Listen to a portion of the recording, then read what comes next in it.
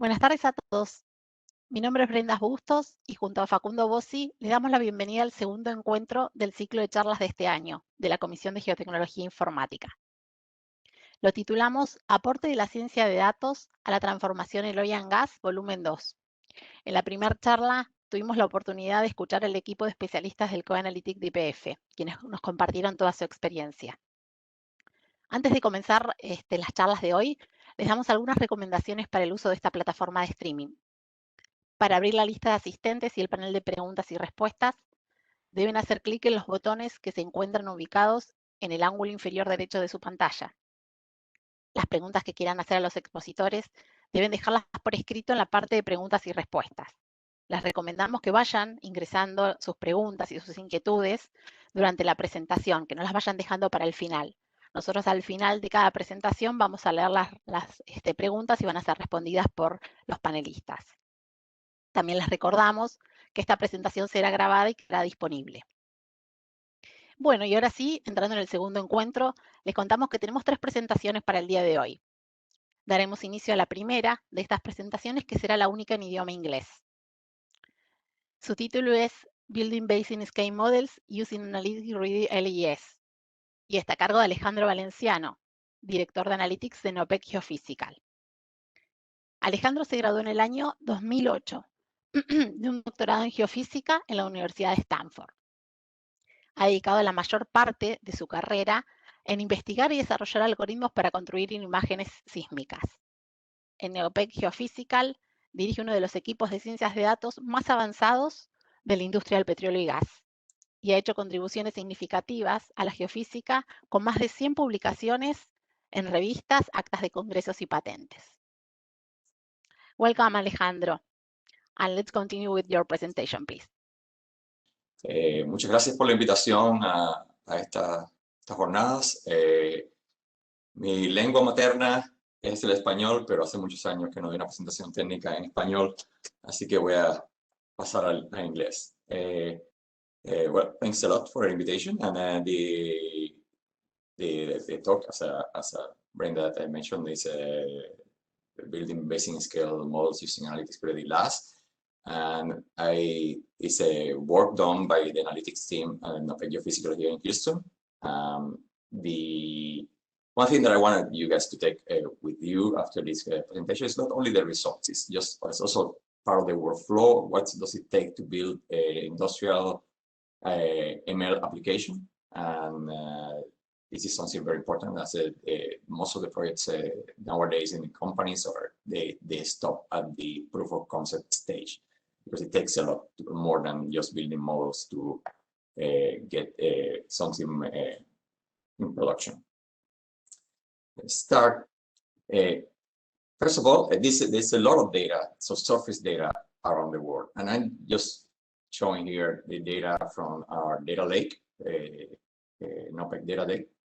And as you can see, there is data from seismic data to production data, and also well data, which are represented by these blue points.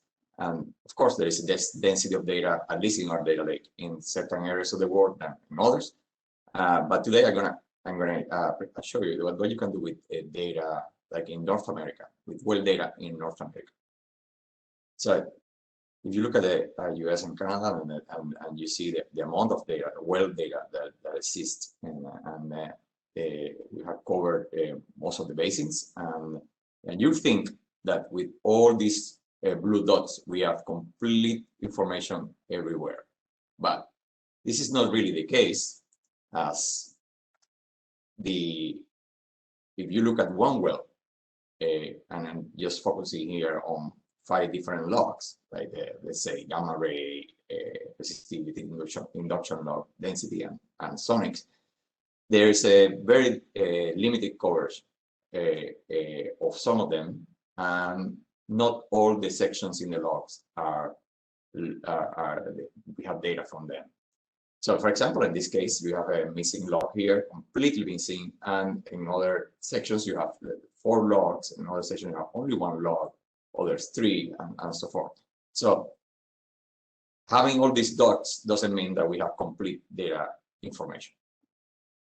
So what I'm going to be talking today is how do we go from this incomplete data to a full suite of at least 5 logs. As I mentioned, gamma ray, induction log, resistivity, density, and sonic. And we do that using machine learning techniques. And the goal is to have a standard set of logs all around the basins. Each of them is fully populated, at least to the amount of the one that have more information. In this case, it would be from top to bottom. We have a standardized way of calling those logs. And something that is very important is that at the end, we could just use that complete information for other analytic workflows, say conventional or other machine learning workflow. So how does it look like? I'll show them just an example here. If we take, we have all these logs in the Anadarko Basin. If we take a line through those logs and extract, for example, the sonic information, we can see that we only have 90%. We are missing 90% of those logs in this line. So what we're trying to do with this analytic ready last is from this last information to fill as much as we can the information that we're missing. And we do that with machine learning algorithms and using the other logs. And I'll walk you through how do we do that? How do we do that? So again, what are we trying to do? We're trying to fill missing sections in the logs, logs that are missing altogether, the whole logs. And we're going to do that only with 5 logs: gamma ray, density, neutral porosity, deep resistivity, and sonic. One thing that we also want to stress out is that we want to have some measurement of the uncertainty of the predictions that we are doing. And that's something that I'll talk a little bit about. So, as I mentioned before, this is an interesting topic here, is because if we're thinking of a proof of concept, you'll think, okay, given a gamma ray, can I predict sonic logs? And most of the time you're given a full section of the gamma ray, and then you go to the sonic log, you build a machine learning model, and then you are done. That's what I mean with proof of concept. And what we're seeing here is that that's not the way that this point can be studied, because actually we have a full missing log here that we could fill with either 4 logs at the very bottom, or only 1 log in the mid section, or 3 logs in this part of the section. Then it goes back to 2 logs, and then it goes back to 4 logs for a limited depth range, and then it goes back to 1 log. So basically we have to come up with a machine learning model that can predict from 4 logs, from 3 logs, from 2 logs, from 1 log, and be able to fill up this missing log and the missing sections in all the others, like we're showing here in the right panel. So this is bringing us to the life cycle of a machine learning project. So why I'm trying to say here is that to bringing this proof of concept idea to an industrial scale, we have to go through a lot of iterations in the different stages of this. So let's say you start with the scoping of the project, which is something that is really you have to do all the time, see if it makes commercial sense or not. Then you gather your data, you define and collect the data, you start training your models with your defining the architecture, defining what kind of input do you have, output, what kind of algorithm you're going to use. You see how that is working, analyzing the errors that are the error curves, and see how you're improving depending on how you tune your hyperparameters. Those things are not static either, because you have to go back sometimes and see, okay, am I using enough data? And I have too much data sometimes. So this goes back and forth here. And this is what we call the proof of concept. And then when we deploy it to production, you start not only to deploy to production, you need to monitor how does it working in production. And sometimes we have to go back and retrain our models. We have to come back and say, okay, this data is not good. We need to add more data. And that's why there are 80 to 85% of these machine learning projects that stay in the POC and never get it to make it to production.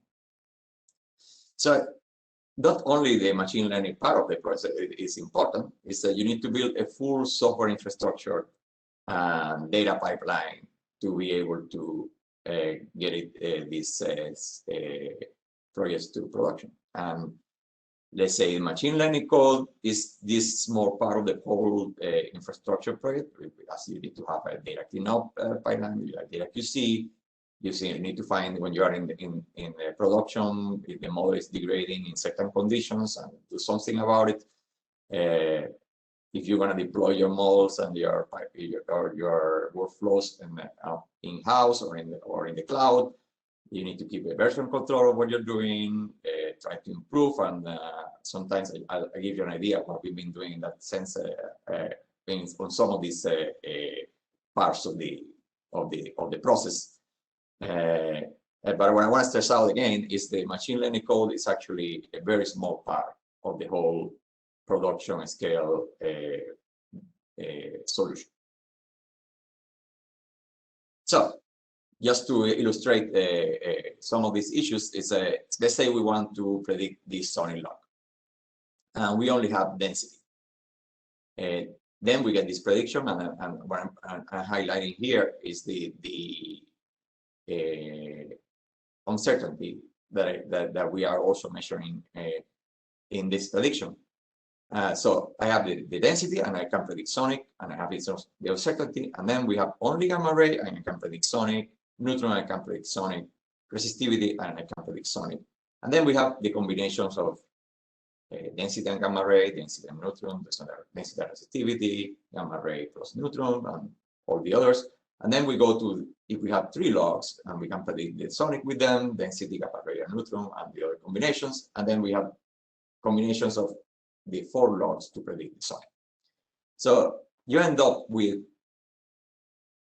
15 modes per curve. And then we are predicting not only sonic, but density, gamma ray, neutron, and resistivity. So multiply that times 5, and you end up with 75 models to be able to predict the full combination of all these. And not only that, we go on do more. We build models for the uncertainty, where we have a more or less a 90% confidence of interval for all the values are going to fall in that in between those limits.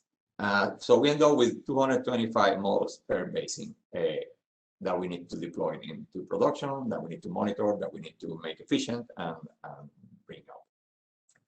So how the end result looks like, and I'm going to illustrate it with only one well. So we have here the density, the gamma ray, the neutron, the resistivity, and the sonic. And in this well, we only have a full resistivity log from top to bottom. Actually, you have a little bit missing in the bottom here. So the measurements are going to be in blue.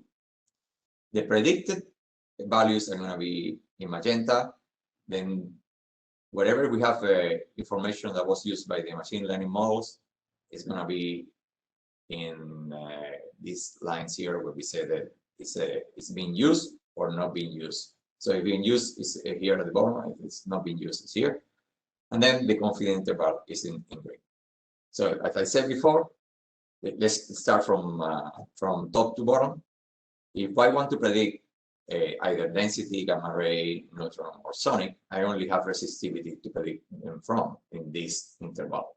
But then right after that, we have values of density, gamma ray, resistivity, and sonic. So we only need to predict the neutron. And then a little bit after that, we only have, you see all the combinations that are happening here. So this is just to give you an idea. So we have a model for each depth point in this lot. So at the end, we end up with a full coverage for all the lots. So this is how we end up having. So this is the product that we end up having. It's something that it's almost complete. And when I say it's almost complete, in some areas where I have, in some wells where we have the from top to bottom logging up at least one core, we're going to be able to fill up all the cores. But for some of them, of course, when we stop logging, we don't have anything. And some of them we didn't have any cores, like for example, in this area. So is this the end result? Yes, it's the end result for the first version, but we quickly realized that we could improve that. That, for example, you see here there is a lot of oscillations, and can we do better here? I think that this is when we go to data cleanup. So this is another iteration. So we had a proof of concept that all went well, and now we go, okay, we do another iteration because we see in real life there are a lot of problems in those logs. There are things that we need to take into account that we were not taking into account in the proof of concept. So this is something that we need to do good about if we're going to have a production pipeline. So the first thing is, let's say, we know that those logs have a lot of anomalous values, a lot of outliers. So we went and plotted those. You see the percentile here from 0 to 100.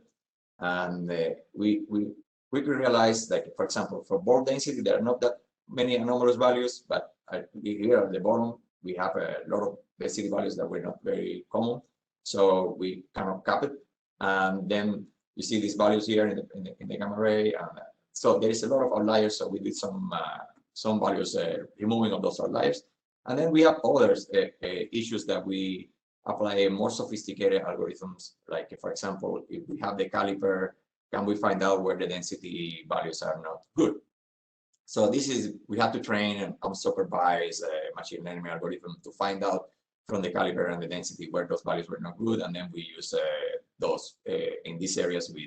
We have to correct those values in a way.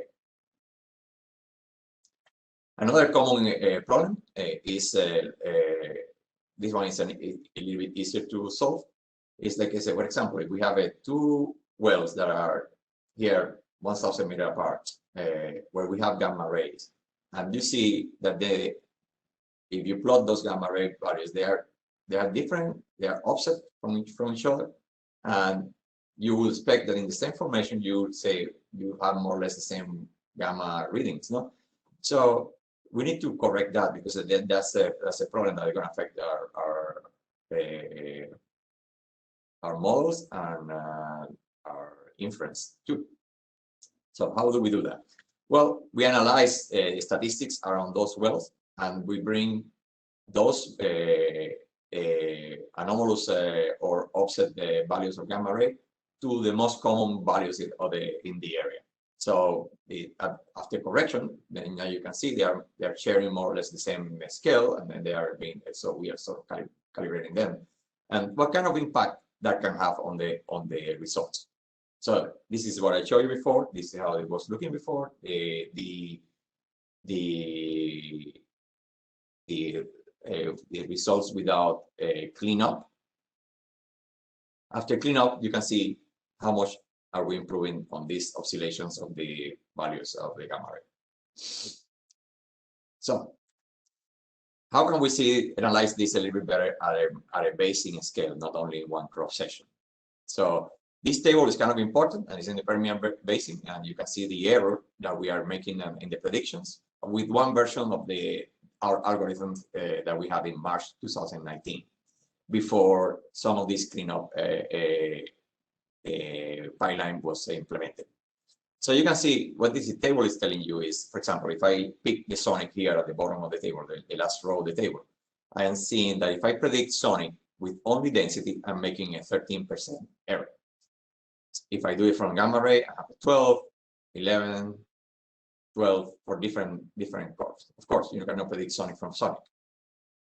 Another thing that this is telling you is if I have a density and gamma ray and improving by 3% the prediction in general in the whole basin. And it's becoming more and more consistent when we have two curves versus one curve. And if we go to 3, we are improving only 1%. And if you go to 4, in this case, you're not improving that much. So this is kind of the takeout message. He said, some of these are contributing, some of them are not contributing that much. Another interesting aspect of this table is that if you go to the second from the last row, is that resistivity is a little bit less well predicted than the other curves. And not only that, that if you try to predict resistivity from sonic, this is a really bad prediction. So the question is, at least without cleaning up the logs, this is a very bad prediction. So that brings the question: should we even consider this prediction in our pipeline? One interesting thing, and I'm gonna go to the next slide, where we have the table from 1 year after, and this is how it looks like. I'm gonna go back and forth. This is how it looks like after we implemented the cleanup pipeline, the log cleanup pipeline. This is how we have improved our predictions. In general, everything is more white and green. Before it was more red, where we have more error.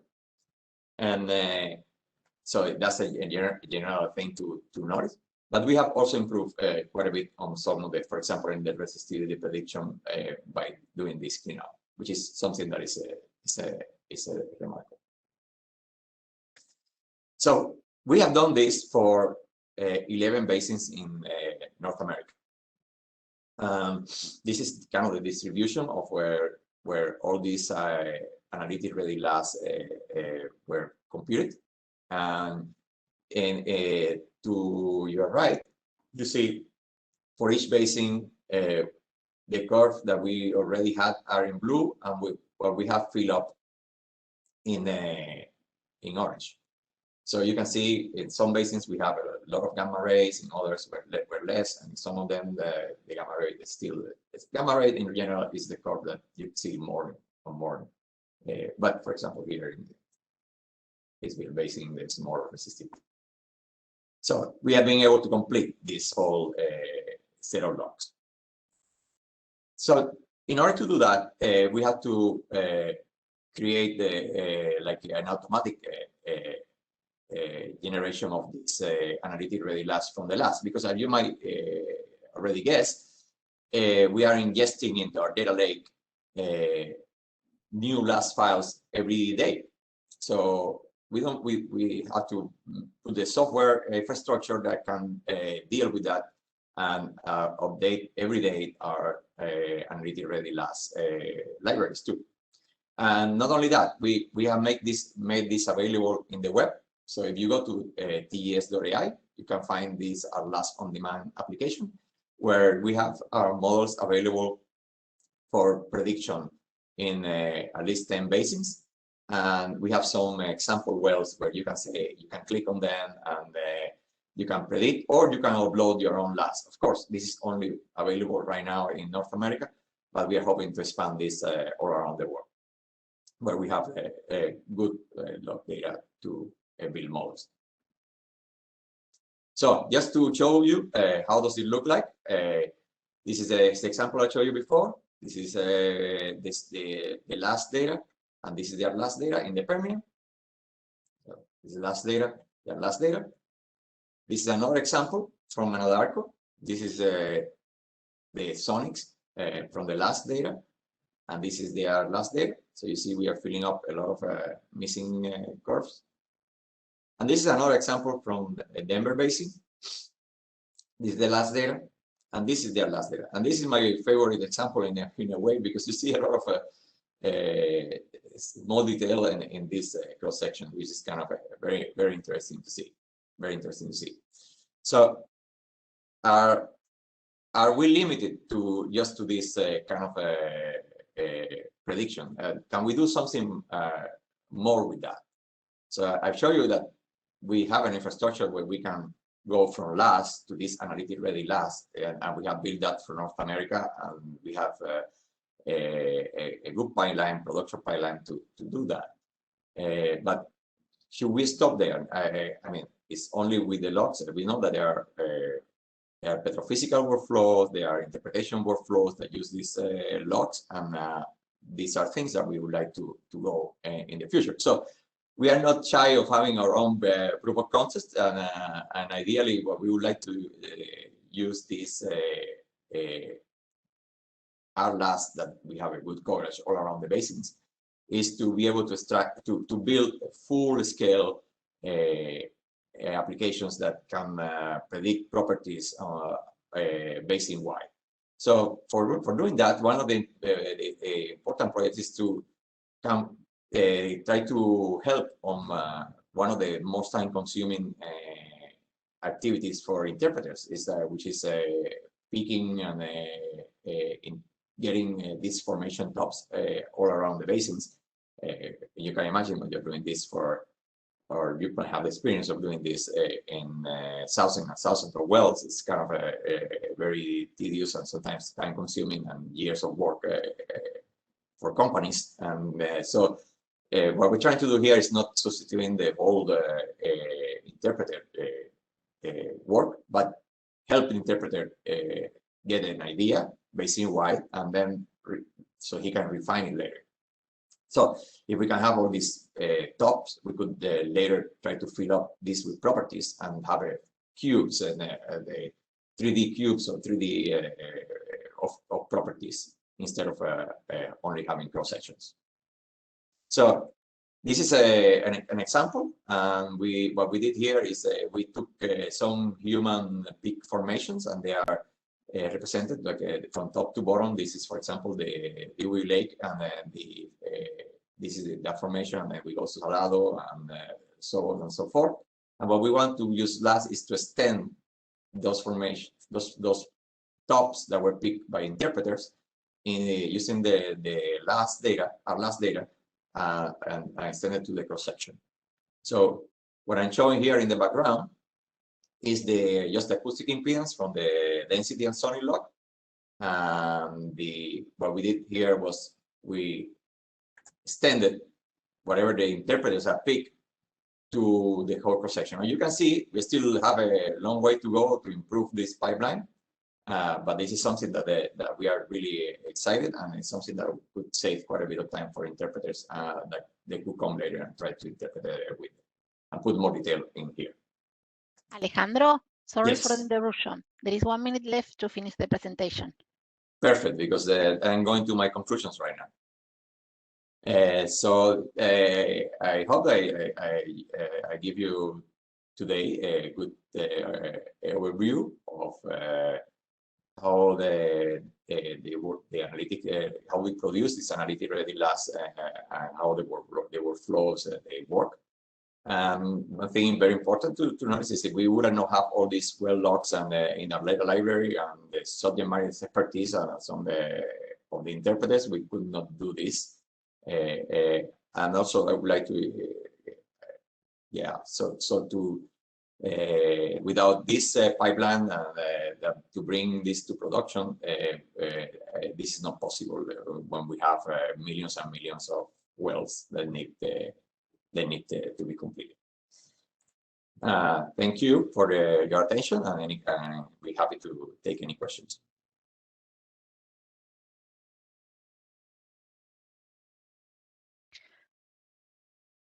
Thank you, Alejandro. Excellent presentation. Facundo, let's read some of the questions from the attendees. Sí, Alejandro, te la leo en inglés. Te voy leyendo, hay unas cuantas preguntas. Como quiera, puede decir las cuestiones en español. Está escrita en inglés, así que te la leo en inglés. Perfect. Systems with a high number of NA, greater than 40%, require not too big variability. What cross-validation technique did you use?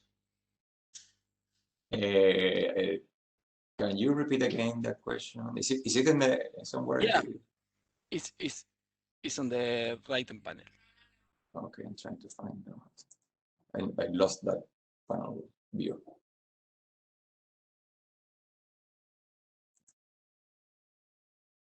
Okay, so I cannot see the panel, so I'm sorry, I cannot see the question. So I'm gonna have to. Facundo, ¿puede leer la pregunta de nuevo? Sí. Systems with a high number of NA, greater than 40%, require a not too big variability. What cross-validation technique did you use? NA. No entiendo bien qué lo quiere decir con NA. Está escrita así la pregunta. Te la escribo si querés en el chat de WhatsApp. Ahí la escribo Jorge. Sí, no entiendo bien qué cosa quieren decir Sí. con NA. Bueno, lo único que puedo decir es que nosotros usamos mucho información de Blind como para validar los resultados que teníamos. Sí, hay algunos pozos que tienen log information, complete log information, y nosotros usamos eso para validarlo. Ok. Te leo otra. Which parameters you use to separate the data in training testing? So there are, so in each basin we use in the order of 10,000 to 20,000 wells to do the training and validation. It depends on the basin and how much what's the logs availability in those basins. But in general, we use like from 10 to 20,000 wells in the whole training and validation exercise. So if it is about how much is in training, how much in validation, this is something that I don't have the specific answer right now, but because it depends a lot on the basin. Ok, perfecto. ¿Hay tiempo para una más, Brenda? La última. Did you use a generative machine learning model? Which one? Yeah, we use gradient boosted trees. That's the method that we use for this. Ok, perfecto. Después yo te paso todas las otras preguntas, Alejandro, por si les quieres responder. Quedaron algunas. Muchas gracias y muchas gracias por la atención. Vamos a pasar entonces a la última presentación del día de hoy. En este caso se presentará un trabajo titulado Ciencias de Datos para Directores y estará a cargo de Hernán de Medino, del Instituto de Gas y Petróleo de la Universidad de Buenos Aires. Hernán es profesor regular de programación no convencional en robots y celdas flexibles de producción de la Facultad de Informática de la UBA. Es codirector del Laboratorio de Sistemas Avanzados, enfocado en la investigación de la inteligencia artificial de la Facultad de Informática de la UBA. Es integrante del Instituto de Gas y Petróleo de la Universidad de Buenos Aires y de la Universidad Austral. Y en el área privada ocupó el puesto de Research Science Director en Vulkia, focalizado en la ciencia de datos. Hernán, somos todos a tu presentación. Bien. Acá estamos, deberíamos estar viéndolo en este momento.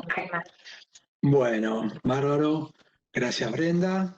Adelante. Bueno, acá vamos luego de las dos maravillosas presentaciones que hemos tenido anteriormente, lo que vamos a tratar de hacer es generar algo de nuestra experiencia y de todo lo que nos está pasando últimamente con los proyectos de ciencia de datos, más a nivel de directores que nos preguntan en el instituto, ¿cómo poder hacer para evaluarlos, para evaluarlos y para tener un norte, una forma de saber por dónde tenemos que ir? Bien, vamos a tener primero una gestión de la cartera de proyectos de ciencia de datos, luego los errores comunes en los proyectos de ciencia de datos y cómo evaluar la eficiencia de un proyecto de ciencia de datos. 3 preguntas recurrentes a nivel de gerencias medias y altas en las empresas que hemos estado viendo. En primer lugar, vamos a hacer un breve repaso de las cosas que se pueden hacer en ciencia de datos. No es mucho las cosas que se pueden hacer, aunque parezcan que los resultados abarcan muchos aspectos en la industria, pero básicamente lo que nosotros podemos hacer es un análisis descriptivo, predictivo y prescriptivo. ¿Qué es el análisis descriptivo? Es el primer paso de todo, es el génesis. Es empezar a mirar qué pasó con los datos, con la historia. Me fijo y agrupo en función de algo de una regularidad entre los datos, lo que estoy haciendo es diciendo, bueno, esto pasó de esta manera. Estos datos tienen estas características en común. Bien, el predictivo, una vez que ya puedo generar un conocimiento, o sea, simulo la experiencia de una persona, el próximo paso, cuando yo ya tengo experiencia con algo, puedo empezar a decir qué va a pasar. Y ahí está el análisis predictivo. ¿Qué sucederá? Seguido a esto, tengo el último de los modelos, que es el prescriptivo. ¿Qué es?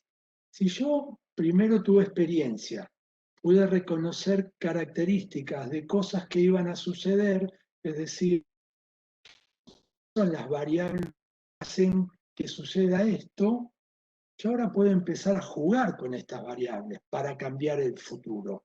Entonces, en función de entender cuáles son esas variables y el componente que tienen y la importancia que tienen al momento de hacer una predicción, yo puedo prescribir un cambio para modificar mi futuro. Estas son las tres cosas que se pueden hacer, nada más. Y en realidad, si ustedes están viendo, lo que nosotros podemos hacer son dos cosas: clasificar y predecir. La prescripción es una consecuencia de la predicción. Pero la evolución en el tiempo es, primero tenemos que empezar a describir, tenemos que agrupar y conocer las regularidades entre nuestros datos. Eso nos va a dar un diagnóstico, seguido a eso vamos a poder predecir y en función que podemos predecir, vamos a poder generar esos cambios y modificar el futuro. Entonces, ciencia de datos, clasifico y predigo. Todo lo demás se entra en esas dos bolsas. Le pongamos el nombre que le pongamos, siempre va ahí adentro. Bien, en la industria, ¿qué es lo que nos pasa? Y este es otro aspecto muy importante al momento de tomar decisiones de ciencia de datos. ¿Qué hago, qué no hago? Son los orígenes de datos, entender qué son los orígenes de datos. Y sobre todo en nuestra industria. Hay fuentes diversas de datos, hay datos por todos lados y sobre todo con este concepto de Internet de las cosas, que son estos dispositivos remotos que nos están mandando información constantemente, nos impacta en que vamos a tener grandes volúmenes de datos. Bien, hasta acá parecería un mundo ideal, pero ¿cuál es el problema cuando nos enfrentamos? Estos grandes volúmenes de datos tienen inherentemente errores. ¿Por qué? Porque un dispositivo está censando mal, porque se cargó manualmente un dato y hoy la persona que lo cargó no estaba muy inspirada y cargó un valor negativo donde no podría existir nunca un valor negativo. Y estas cosas son las que uno debe tener en cuenta. No importa el esfuerzo, el gasto que hayamos hecho en tener el mejor data lake, el mejor modelo de base de datos, la integración, siempre hay errores. Y si nosotros no hacemos nuestros proyectos, no calculamos nuestro proyecto calculando el error, vamos a tener una desviación en los tiempos y en el presupuesto bastante importante. Y por último, en todo modelo, y lo tenemos que tomar como un origen de datos, lo que se llaman los datos blandos, que son datos que por lo general vienen de la experiencia. No hay nada, pero no hay ningún dato que podamos sacar. Pero yo lo vi tantas veces que pasó esto, lo quiero poner. Y eso también entra en los modelos. Uno cuando modela ciencia de datos puede modelar no solamente la experiencia, sino que puede modelar la intuición. Son aspectos muy importantes en la industria. Hay que unir y hacer un equilibrio entre experiencia y datos, ni una ni la otra, ambos de la mano. Y sobre todo entender que no importa los millones de dólares que hayamos gastado en nuestras bases de datos, siempre hay errores y no nos vamos a escapar a eso. Bien. un punto que todo doctor debe tener. ¿Cuáles son los estadios de la ciencia de datos? En primer lugar, comprender el problema, qué es lo que queremos hacer. Segundo, comprender los datos que tenemos para ese problema. Y luego preparar los datos. Pero ahí tenemos entre 2 y 3 un abismo. Porque puede ser que yo tenga un problema, pero ¿qué me pasa con los datos? No están disponibles, no los tengo, nunca los grabé. Pero a mí me dijeron que lo había que grabar esto. Y lo necesitábamos. Entonces, entre 2 y 3 es muy importante saber que muchísimos proyectos de ciencia de datos mueren en el paso 2. Reconocemos un problema, pero no tenemos los datos. Eso lo que impacta es generar un nuevo proyecto dentro de la empresa para ver cómo lo podemos recolectar para después ser tomado de vuelta. Que muy probablemente en el futuro, cuando ya tengamos el volumen de datos asociados, ¿qué nos va a pasar? Ese problema ya perdió y no tiene más importancia. Con lo cual, de esto lo que podemos decir es lo siguiente. Nosotros tenemos que guardar muy bien los datos, saber lo que vamos a guardar y la trazabilidad de los mismos es central para la ciencia de datos. Sin datos no hay ciencia de datos.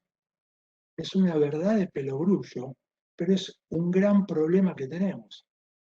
Hablamos de modelos de ciencia de datos, a ver si utilizamos un modelo de aprendizaje profundo, estoy utilizando esta red neuronal o aquella, pero no tenemos datos. ¿Y qué hacemos con eso? Nada. Los datos es la sangre de nuestro modelo. Bueno, hay que preparar los datos. ¿Qué es preparar los datos? El concepto de preparar los datos es, en términos generales, no vamos a poner muchas palabras técnicas, pero lo que tenemos que hacer es, como se mostró muy bien en la primera y en la segunda presentación, va a haber que hacer una limpieza, una validación, saber si los rangos son correctos, entender cada una de estas características, que cuando hablamos de características, features, saquemos todo eso de lado. Tenemos una planilla Excel, las columnas son los datos que esos features, esas características que estamos poniendo. Las correlaciones que existen entre los datos, no meterle ruido a los algoritmos, eso es el 80% del esfuerzo. Entonces, 1, 2 y 3 es el 80% de cualquier proyecto de ciencia de datos. Y luego viene el modelado, fácil.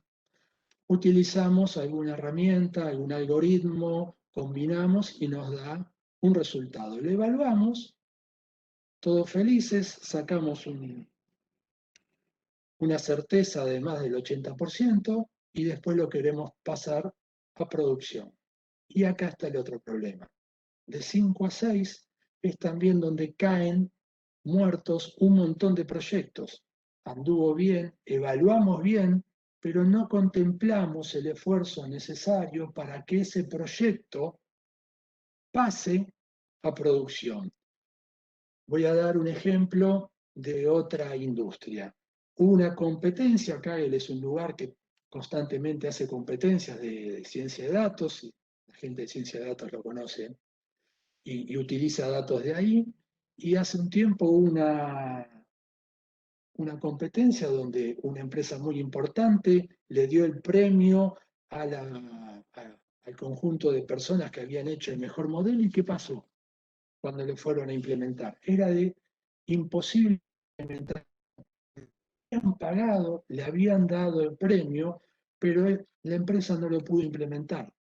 ¿Por qué? Porque había que hacer tanto esfuerzo para poner un dato que era inviable. Bien, ahí está, del 5 a 6 es muy importante. Y ahí aparece una palabra que es MLOps.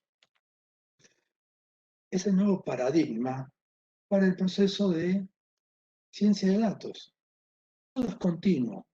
Estamos generando modelos, estamos desarrollando toda la interfaz y lo estamos pasando a producción, lo estamos evaluando. De ese monitoreo sale nuevo conocimiento, generamos un nuevo plan para hacer una nueva mejora o ajuste para volver a generar el modelo y constantemente. ¿Qué es lo que aprendimos ahora de ciencia de datos? No existe ningún modelo que empiece y termina. Los modelos son cíclicos, constantemente se está generando nueva información y nuevos modelos, nunca frenan. Bien, ahora lo más interesante. ¿Cómo evaluar un proyecto y evaluar la complejidad de antemano que tiene un proyecto de ciencia de datos? ¿Cómo priorizarlos? ¿Qué es el concepto de periodicidad de evaluación de un modelo de ciencia de datos? ¿Cuáles son los errores en la estimación de los proyectos de ciencia de datos? Y por último, ¿cómo evaluar la eficacia de los proyectos? En primer lugar, esta filmina simplificada es el modelo que hemos desarrollado en el instituto, en el cual presenta las dimensiones por las cuales uno podría llegar a evaluar la complejidad de un proyecto. En primer lugar, el volumen de datos.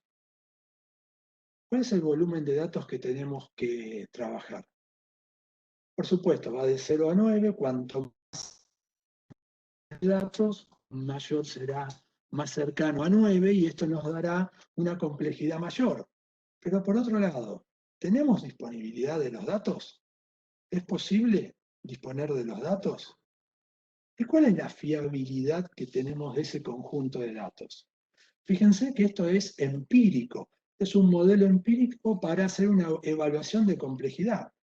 ¿Por qué? Porque no hicimos nada, no tenemos que hacer una línea de código, sino nos tenemos que juntar en función de la experiencia que tenemos. ¿Cuánto conocemos del problema? ¿Sabemos algo?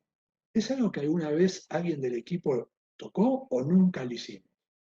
¿Cuál es la experticia de ese equipo? ¿Trabajaron con cosas similares, con proyectos similares, en volúmenes de datos similares?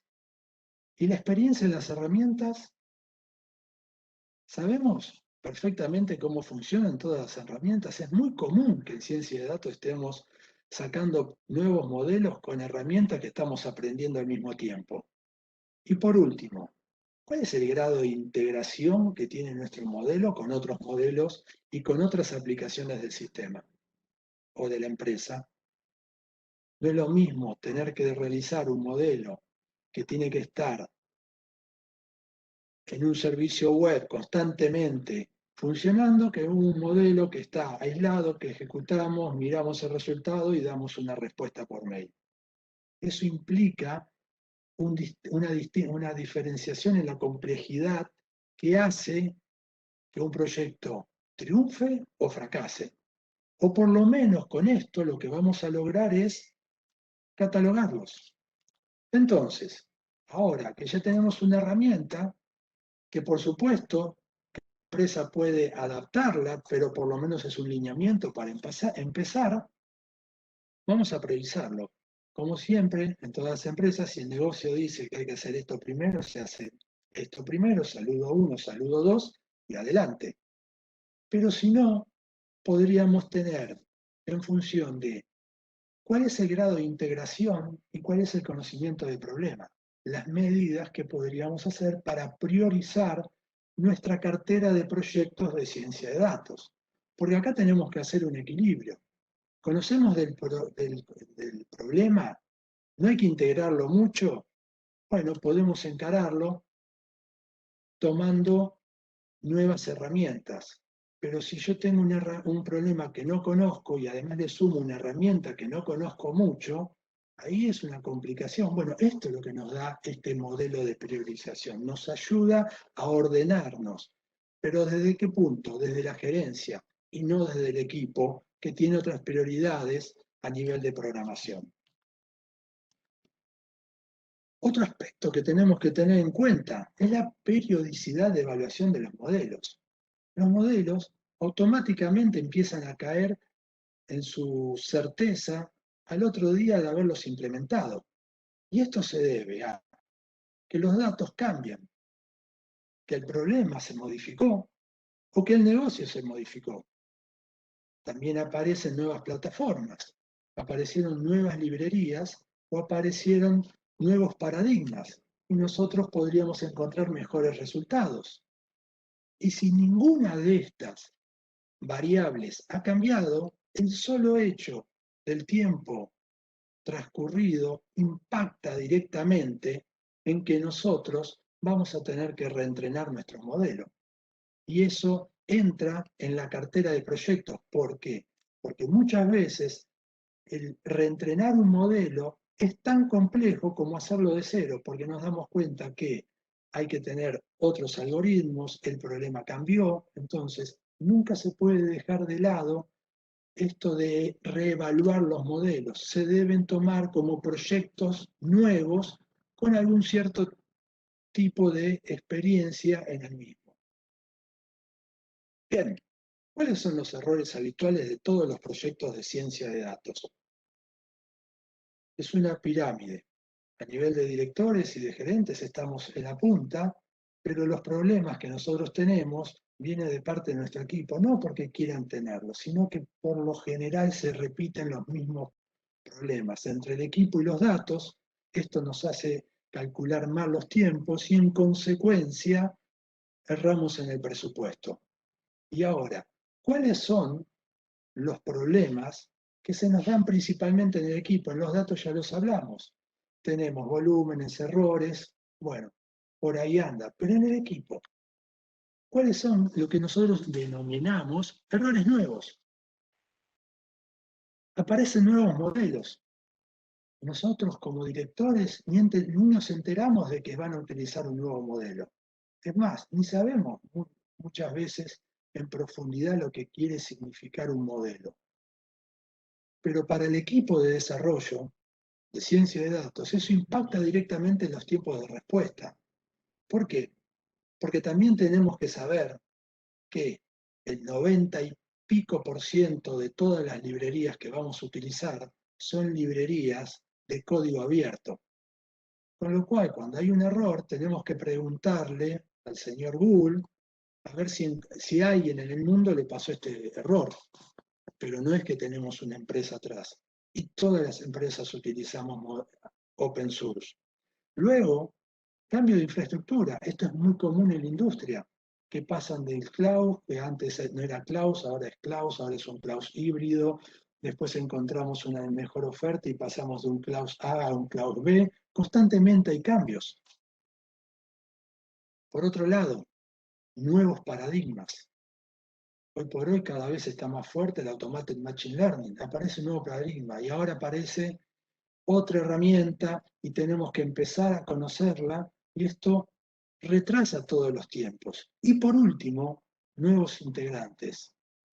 A nosotros nos dicen, no, pero si mi equipo, hoy por hoy la industria de la ciencia de datos está tan en ebullición que las personas ya no se van ni siquiera por dinero. Se van solamente porque quieren, mira, ¿sabes qué? Me voy mañana porque conseguí un nuevo proyecto que era más interesante. A todos nos ha pasado. A todos nos ha pasado que de un día para el otro, y no hay plata ni nada, se van porque el desafío es más interesante un proyecto. Todo esto impacta en nuestro equipo, y eso impacta en los tiempos, y esto impacta en el presupuesto. Siempre va a suceder lo mismo. Bueno, para ir redondeando, ¿cómo evaluar la eficiencia de un proyecto? En primer lugar, lo que tenemos que entender es el concepto de verdaderos positivos, de verdaderos negativos, falsos positivos y falsos negativos.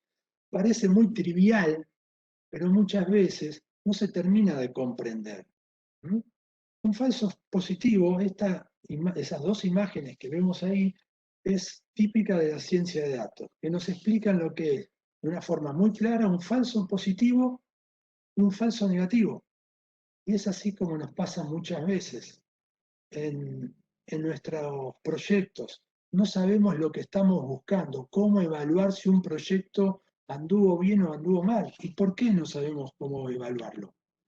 Porque primero tenemos que entender algunos conceptos básicos de lo que son las métricas para trabajar con los proyectos de ciencia de datos.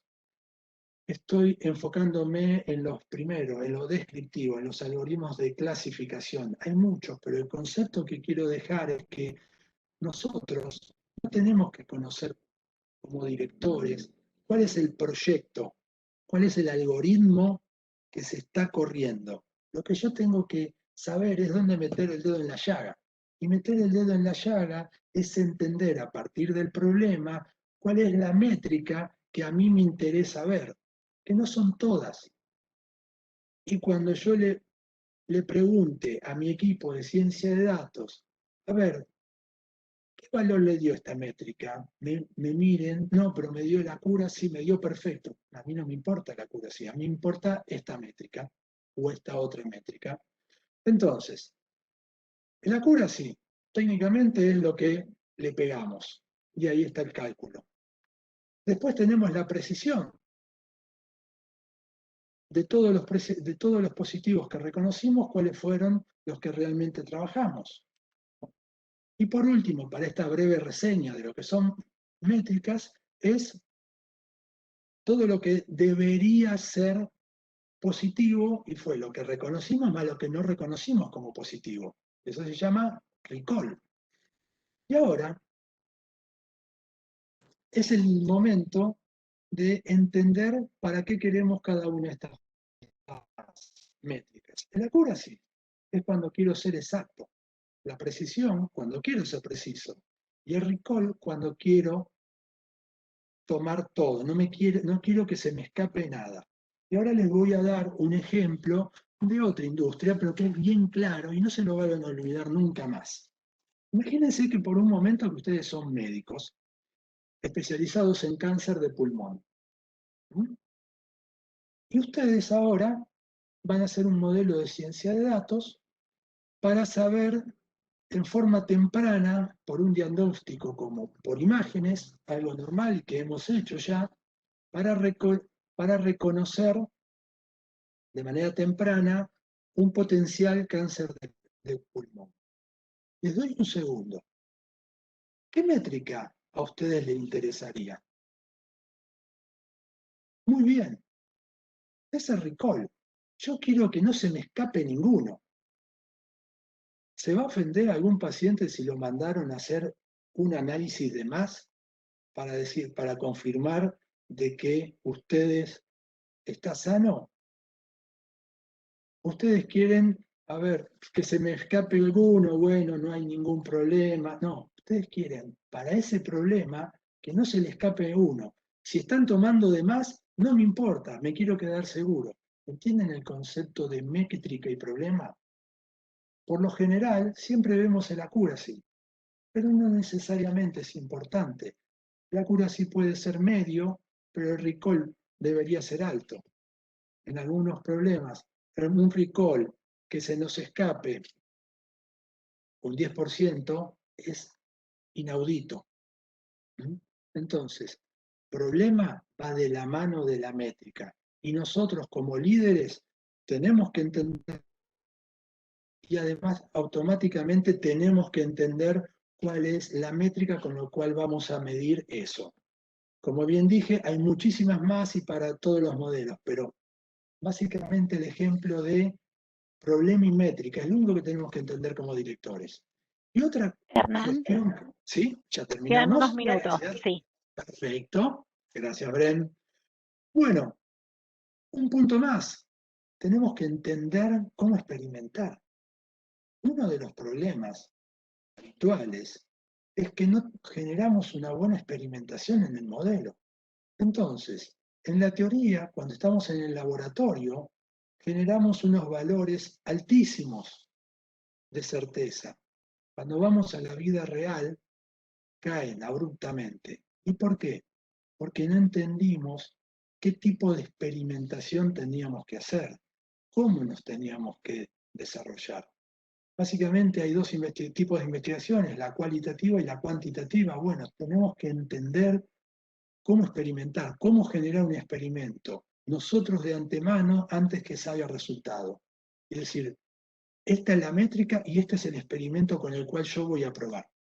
Y me tengo que quedar tranquilo de que estoy experimentando bien. Bueno, y acá volvemos al valor de la experiencia. Lo cuantitativo y lo cualitativo no se oponen. sino que nosotros lo tenemos que unificar, tenemos que hacer un equilibrio y todos los años que tenemos en la industria lo tenemos que poner a trabajar en favor de la ciencia de datos. No son un grupo de nerds que nos vienen a dar data, a dar modelos y que nos dicen, es muy importante nuestro conocimiento de tantos años en la industria. Entonces hay que hacer un equilibrio. Y acuérdense, la experiencia se puede poner tranquilamente en los modelos de ciencia de datos. Con lo cual, un instituto lo que nosotros denominamos es el modelo de inteligencia natural aumentada. ¿A qué llamamos el modelo de inteligencia natural aumentada? Bueno, la experiencia que ha surgido de años y años de reflexión ha agudizado nuestra intuición. Eso nosotros vemos, observamos distintas cosas, desde el pozo hasta la economía. Entendemos cosas que ningún modelo va a entender, pero eso nos formula preguntas. Con las preguntas que nos formulamos podemos generar experimentos. Y recién ahí es donde entra la ciencia de datos, que nos va a dar un mayor conocimiento. Y ahora, como personas que peinamos canas ya, debemos adquirirlo y tener el valor de generar más experiencia. Muchas veces nos negamos ante esa situación, pero ese es el objetivo. Y este es el ciclo de la inteligencia natural aumentada. Y vean que la ciencia de datos es una partecita, hay todo un proceso que se debe seguir para generar nuevo conocimiento. Y para finalizar, esto es un proceso continuo en los cuales la ciencia de datos también está inmerso. Es observar, experimentar, reflexionar para volver a observar. En la experimentación es donde entra la ciencia de datos. Y para finalizar, el resumen es liderar mediante datos. La ciencia de datos como complemento de nuestra experiencia y el conocimiento como objetivo final.